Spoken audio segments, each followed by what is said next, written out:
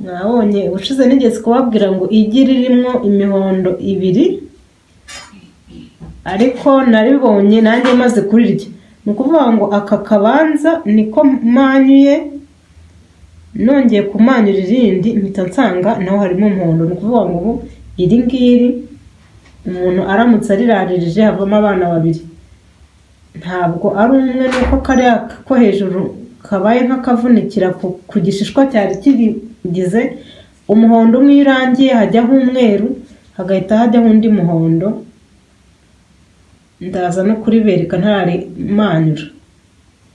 Iyi nkoko yanjye ndi kubona rwose ari rurangiza. Najyaga mbona hari igitera iki kinini cyane, ariko nkajya ngiha abantu bagura amagi sinkamenya ibyo ari byo. None ubu ngubu narabimenye, ntabwo iyo yariteye ntabwo nyiritanga, kandi yatera gakeya nyine rimwe na rimwe.